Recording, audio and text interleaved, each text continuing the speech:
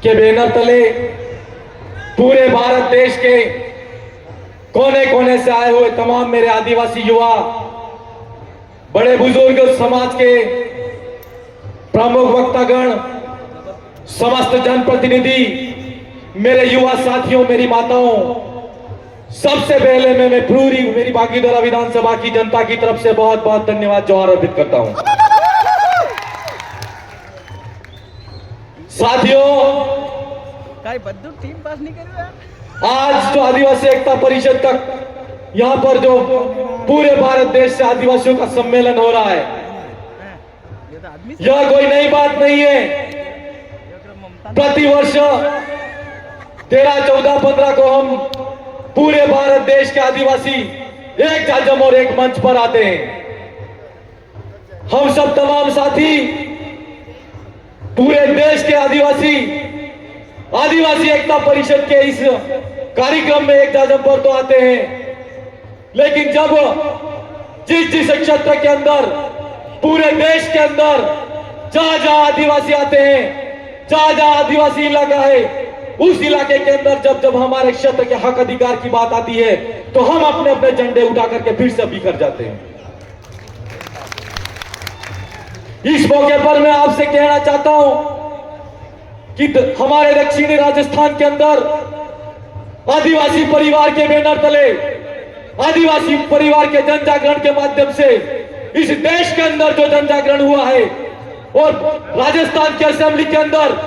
4 MLA जो भारत आदिवासी party से जाते हैं, और राजस्थान से सांसद के रूप में, आदिवासियों के प्रतिनिधियों के रूप में एक सांसद भेजा जाता है। हम सब भारत के आदिवासियों को कहना है कि अगर हम आज इस आदिवासी एकता परिषद के कार्यक्रम के माध्यम से हमारा मैसेज देना चाहते हैं कि जिस क्षेत्र के अंदर,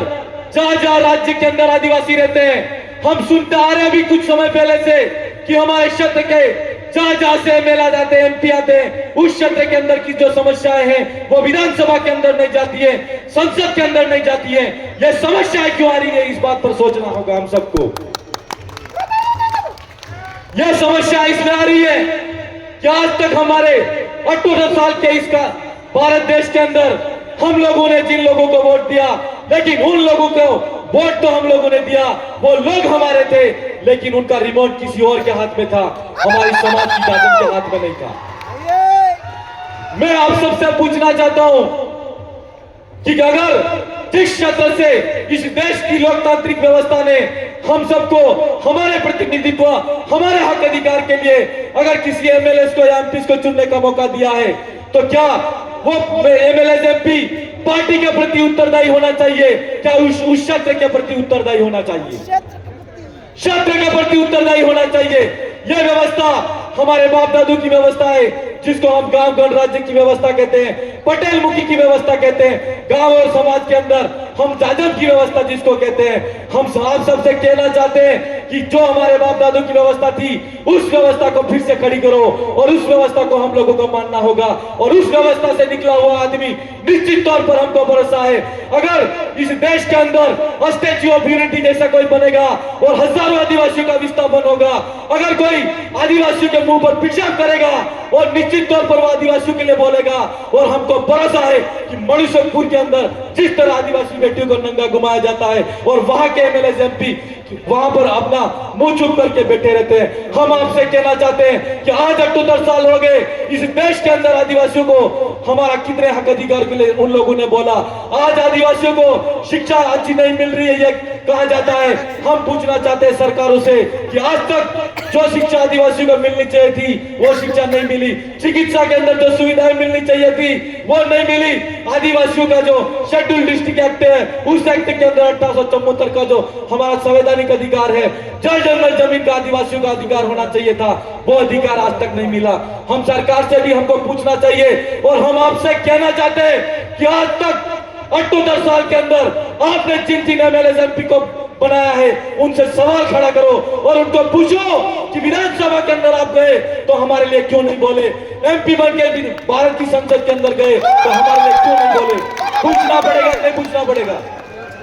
ये सवाल है हमारा आपसे। और हम आपसे यह भी कहना चाहते हैं कि कि आज आदिवासियों का अगर सरकार आजादी का अमृत महोत्सव मना रही है और सरकार ये कह रही है कि इस देश के अंदर विकास हो रहा है, हम सरकार से पूछना चाहते हैं क्या आपने रेलवे बनाई, रेलवे किसकी जमीन पे निकाली, आपने कॉरिडोर निकाले, कॉरिडोर किसकी जमीन पे निकाले। आज हम सरकार से भी कहना है और आप सबको भी सवाल करने का अधिकार और सवाल करना चाहिए कि आदिवासियों का कितना विस्थापन हुआ है इस देश के अंदर और आदिवासियों का जितना विनाश सरकारों ने किया इतना किसी का नहीं हुआ। इसका मूल कारण ये है कि हमने हमारी जाजम व्यवस्था से हमारे एमएलए एमपी को नहीं चुना, हमने हमारे जाजम व्यवस्था से हमारे नेता को नहीं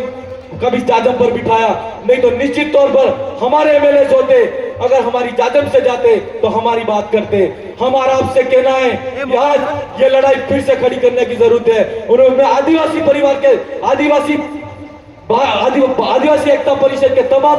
कार्यकर्ताओं से कहना चाहता हूं कि 3 दिवसीय कार्यक्रम होता है। इस कार्यक्रम का एक हिस्सा चाहे 3 घंटे का हो, 4 घंटे का हो, पूरे देश के जितने एमएलए एमपी हैं उनका भी एक मीटिंग होना चाहिए। इसलिए होना जरूरी है कि